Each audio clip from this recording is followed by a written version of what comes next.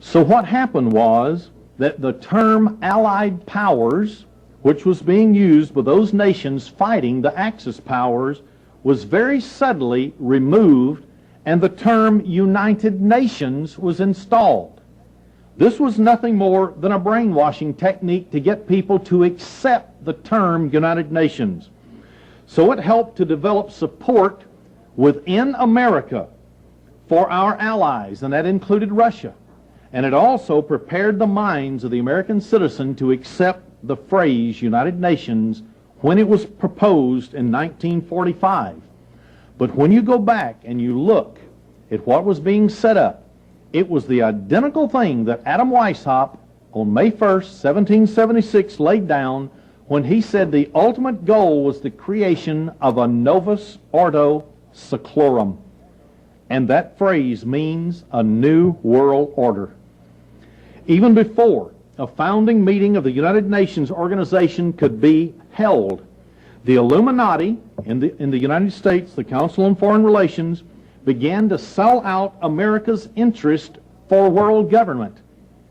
At the Yalta Conference that ended World War II, this was early in 1945, President Roosevelt and his advisors, who the chief advisor was Alger Hiss, tried in the courts as a traitor and a communist agent, had already granted Russia 3 votes in the United Nations General Assembly to our 1 once the United Nations was founded. Also, the veto provision was written into the United Nations Charter so that anything that went against Russia and a world socialist superstate could be vetoed. On April 25th, 1945, less than 2 weeks after Roosevelt's death, the San Francisco Conference opened with representatives from the United Nations, or 46 nations who eventually would become the United Nations, sat down in San Francisco, California. It only took 1 day, and they adopted the charter to the United Nations organization. So the United Nations came into being. And I want to quote now from Life magazine, July 16, 1945. Quote, "At the conclusion of the conference, the Charter of the United States, or United Nations, was bundled off to a waiting plane and gingerly placed in a 75-pound fireproof safe equipped with a small parachute." This is in case the plane gets lost. They have to parachute it out. Here's what it said. Attached to the safe was a stern inscription, "Finder, do not open. Notify the Department of State, Washington, D.C. Chief Custodian was Conference Secretary Alger Hiss." End of quote. So who was it that saw to it that the Charter of the United Nations got to Washington, D.C.? Who guided the entire episode in San Francisco for the government of the United States? Alger Hiss, tried, convicted communist agent. Of course, the charter was ratified by the Senate, but the Eastern bankers, communist coalition, set up their strategy. Their strategy was very clear. It was written out in April of 1945 in the official theoretical journal of the Communist Party USA called Political Affairs. I will quote what they said. "Great popular support and enthusiasm for the United Nations policies should be built up." In other words, we've got to just work everybody up into a frenzy to accept this new one world organization. It must be well organized and fully articulate. But it is also necessary to do more than that. Notice what else they had to do. Not just work up enthusiasm so the American people would accept the United Nations organization. The opposition to it must be rendered so impotent that it will be unable to gather any significant support in the Senate against the United Nations Charter and the treaties which will follow. End of quote. There have followed 19 treaties since that time, which has dissolved the sovereignty of the United States and placed us in the hands of the United Nations organization. No wonder anytime we have senators and representatives going to Washington, D.C., they never can vote into new law legislation for the good of the American people. It must be based upon international law, the treaty made with the United Nations organization. Immediately following the publication of this material by the Communist Party, it was taken up by the liberal press in the United States, and the American public was absolutely deluged by a flood of misinformation, just downright lies about the purpose and aims of the new world organization called the United Nations. The United States government officials, instrumental in founding the United Nations organization, actually kept information from the public and from many of our own representatives that represented us in Washington, D.C.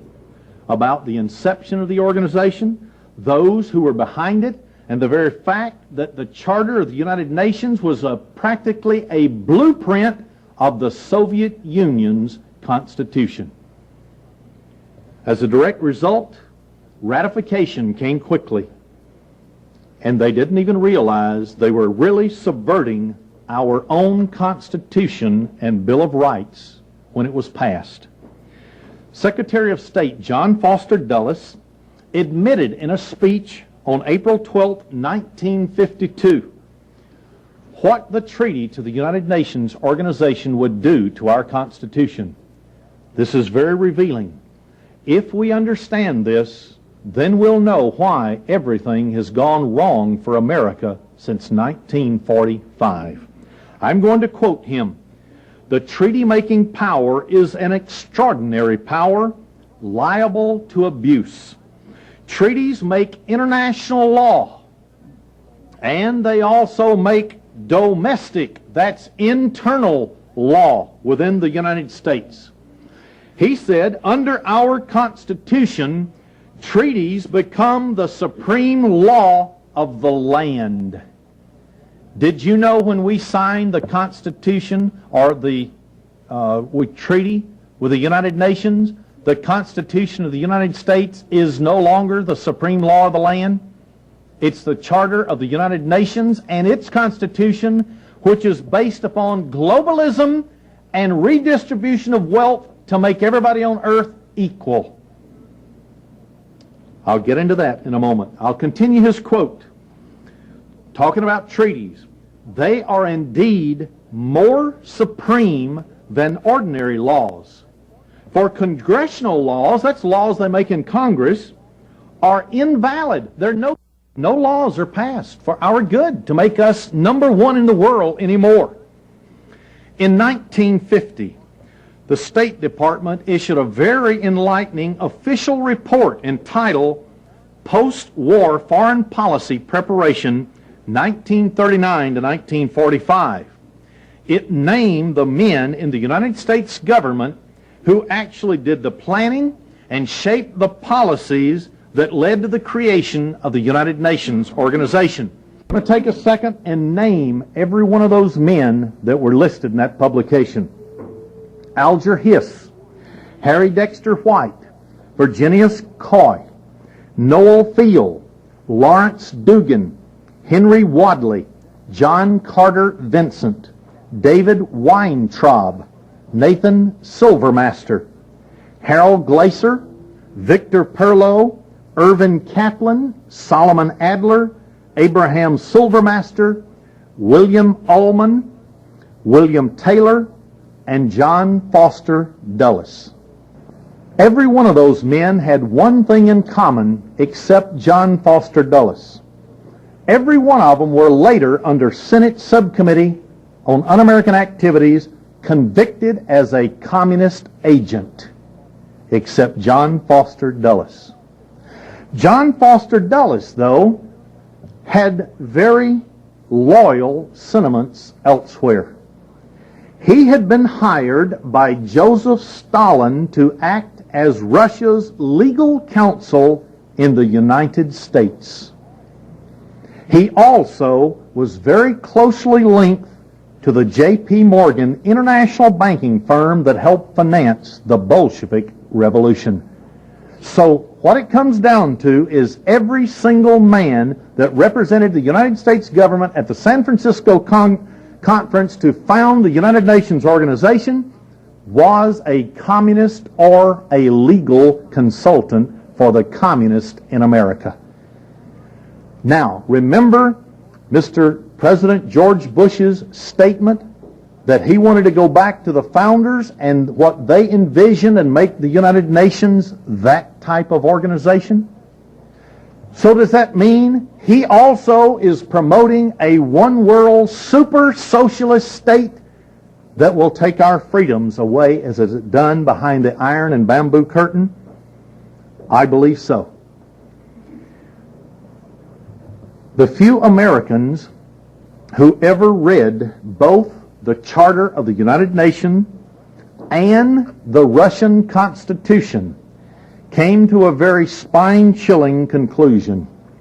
They realized that the Charter of the United Nations was nearly, word for word, a duplicate of Russia's Constitution. In addition, the seals of both the United Nations and the USSR, Soviet Union, are very similar. Why are they? Because a man who designed them was a strong leftist socialist by the name of Karl Aldo Marzani. He designed the United Nations seal. The founders of the United Nations organization and their successors have proven to be the masters of deceit. They have been very successful in covering up the real goals and objectives from the overwhelming majority of the American people and really the world. They've had a bombardment back in the 40s, 50s, and even today of propaganda by using such phraseology as peace, justice, freedom, and rights, equal rights. Former Ambassador Adlai Stevenson to the United Nations organization gave a speech in front of the United Nations Correspondents Association on February 14th of 1961. He admitted that they had to use deceit and fraud and cover-up in order to promote the United Nations organization as a wonderful organization with wonderful objectives. I want to give a part of his quote. Here's what he said. Stevenson asked the newsman to, and I quote, help us create the sense of our overriding human concern.